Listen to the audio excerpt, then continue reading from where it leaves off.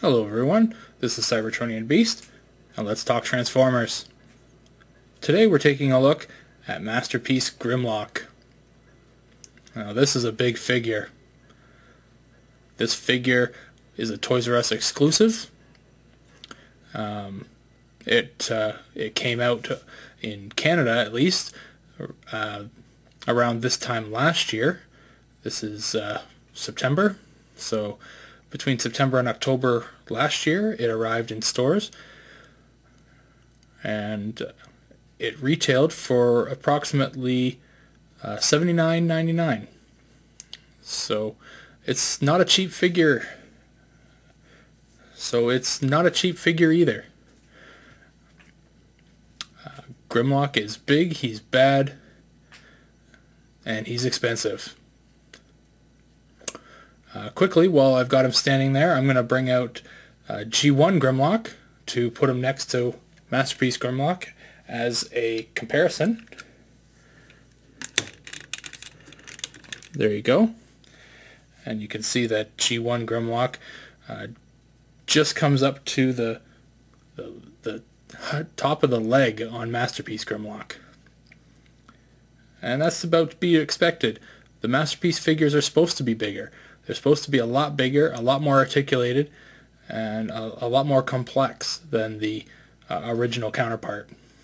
Let's get him out of there. Alright, let's take a look at the alt mode, the T-Rex mode of Grimlock. The head of Grimlock has a couple nice little features. One being, if you have the mouth open, there's this button on the side. If you push it, the jaw shuts.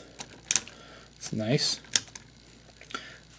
So you can clamp down on things. Another feature in the head are the eyes. You see the eyes are red right now. That is consistent with the G1 toy. The toys, here it is again for reference. The toys had red eyes, both in alt mode and in robot mode. The eyes were red. What you can do is you can pop the skull open and you can spin the eyes around, making them blue, which is consistent with the cartoon. So you can change his eye color. Isn't that cool? Not completely necessary for, transformation, but a nice touch if you were fond of Grimlock having blue eyes in the cartoon or the red eyes for the toy. You can have both if you want.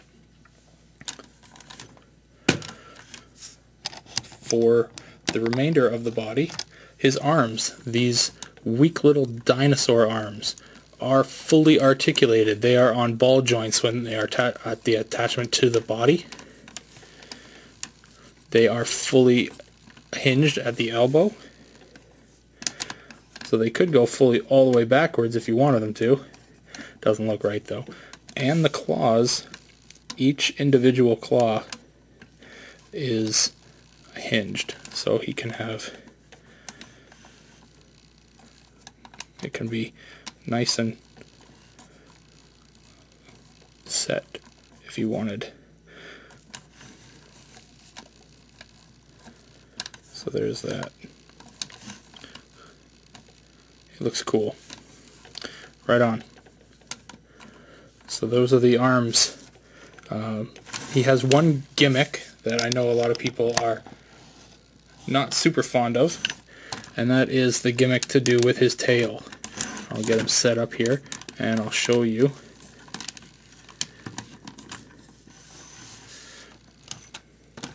As he stands,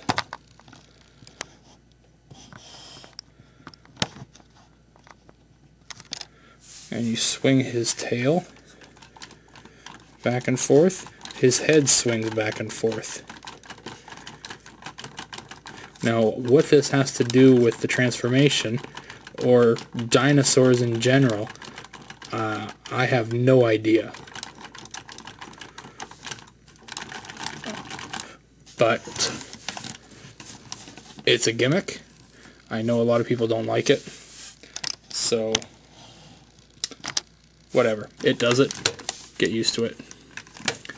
Anyway, on to the transformation.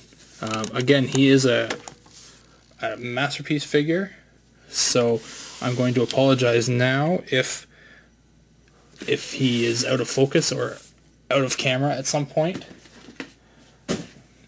I'm going to try my best to keep him in focus, but let's get to it. What I like to do first for Grimlock is I do like to start with the chest. I like to pop it open. Surprisingly enough, the transformation for Grimlock is very similar to the G1, which is nice. You learn one transformation method and it's the same. So now we've got the chest open, you can tilt the head all the way back and it just kind of snaps into place there. We'll straighten out the arms and make everything look pretty at the end there, but as of right now it's not necessary. So what we've got here now is basically Grimlock with his robot head just kind of sitting there with dinosaur body. So what we're going to do is we're going to work on the tail now, and like the G1, the tail is where the legs are kept. So let's work with that. So we're going to split it, and there are the legs in there.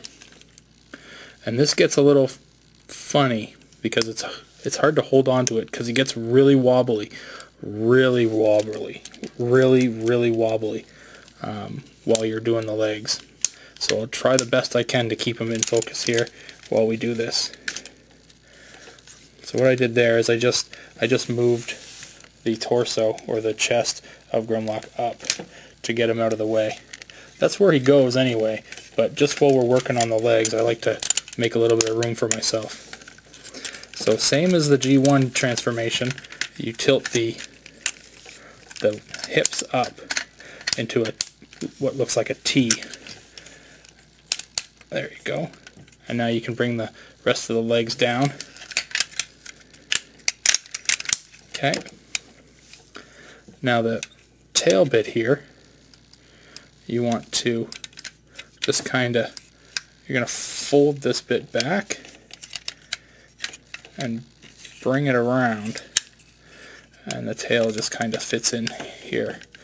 Now we can bring the rest of the leg around and just spin and just straighten it out. Now all we're left with is this little chunk here, and that just kind of spins down underneath. And there's your leg. That's a leg. Let's do it the same with the other side here. So we've got this here. I'm going to spin it around and bring this here. And now we're going to twist and turn around and straighten it out. And then we're going to fix this bottom bit here by twisting it in. Okay, now that we've got the legs, we can concentrate on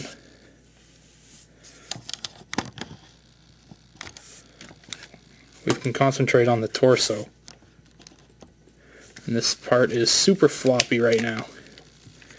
Now you can see right here this little peg. This is going to peg into the chest plate, and when it does, it's going to lock it into place, just like, straighten it out here, come on, just like that. Now when that happened, an Autobot symbol appeared in this little spot here. So what I'll do is I'll quickly show you again here. Okay, so if you can see, there's the Autobot symbol there. As I lift him off the peg, there goes the Autobot symbol. And as he comes back down onto the peg, see it? There it is. Okay. So, now that we've got the torso locked into place, we've got the legs done, we just need to kind of position the arms, which were the feet of the alt mode. So the arms are big, they are heavy, and they are one of the main reasons why he is so wobbly and whatnot in while you're transforming him.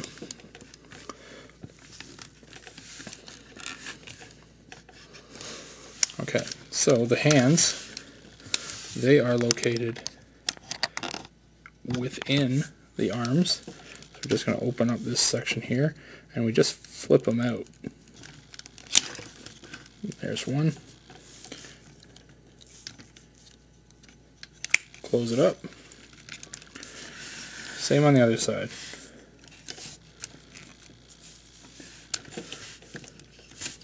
Open it up. Flip it out. Close it up. Perfect. Okay, so we've got the legs done. Got the arms kind of straightened out.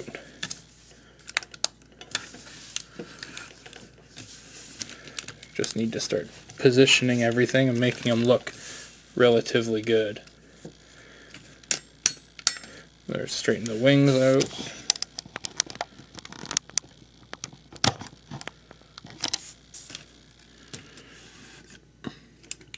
Okay. As you can see, he is big.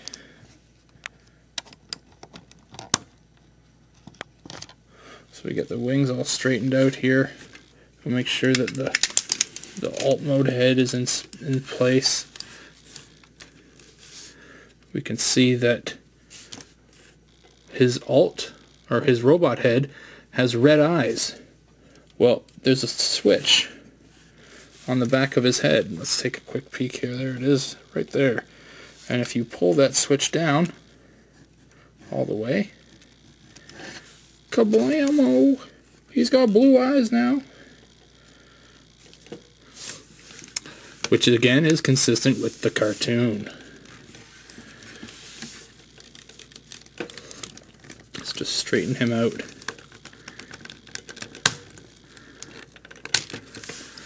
Because he is not super straight yet.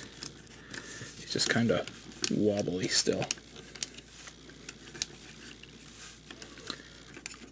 Okay, so he's starting to look a little better now.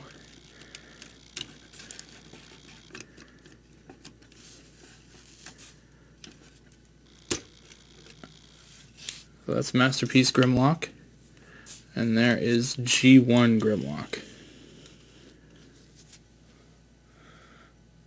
And yeah, he only comes up to the waist on Masterpiece Grimlock. But again, like I said, it should be like that. Masterpiece figures are supposed to be a lot bigger than the original counterpart. Now, we're not completely done with Masterpiece Grimlock yet.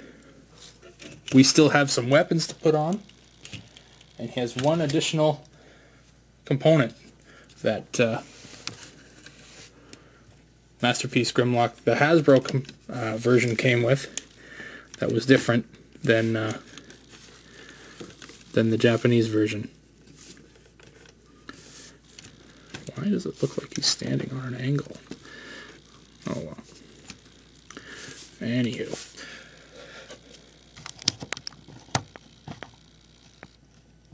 Masterpiece Grimlock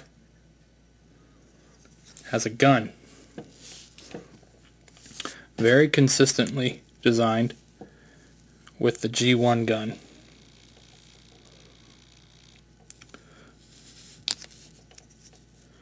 Now, the Masterpiece has a gimmick in his right hand where if you push on the back of his right shoulder, shit lights up. He has an LED in that hand. So it looks like he's firing his weapon. It's neat. Not necessary, but it's neat. It's a nice little touch. So I like to put the gun in his right hand, or his left hand, sorry.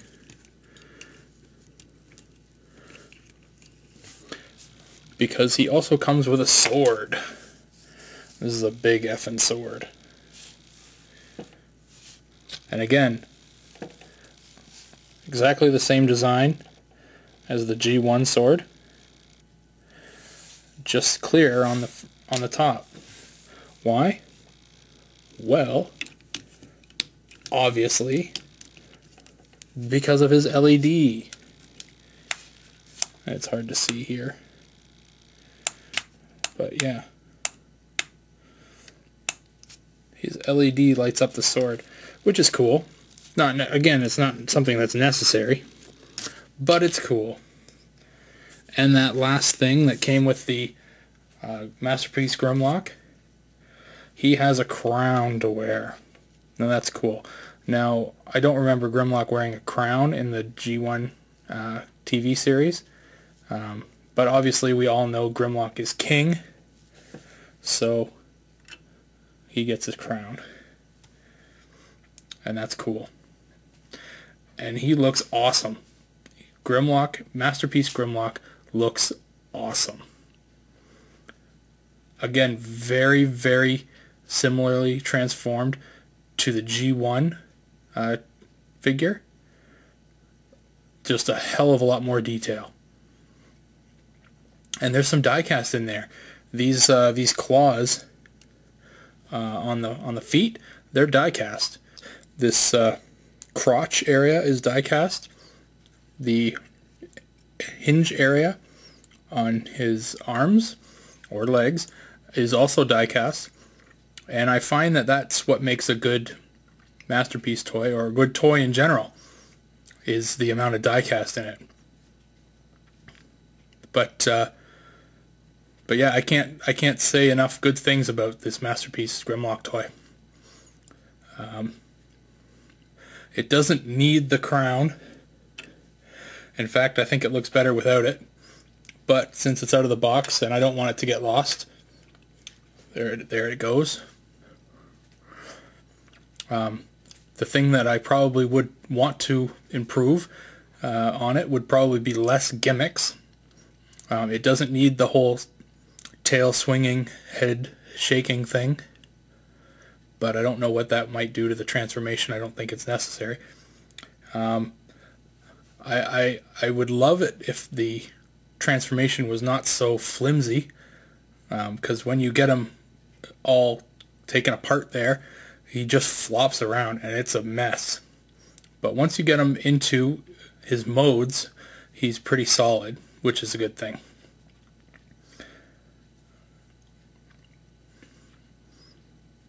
I appreciate any comments that anyone might have. Just toss them down in the feed down at the bottom of the video. You can follow me on Twitter at CybertronBeast, or check out my Facebook page at just search Cybertronian Beast on Facebook. Anyway, this is Cybertronian Beast, and I'll talk to you later.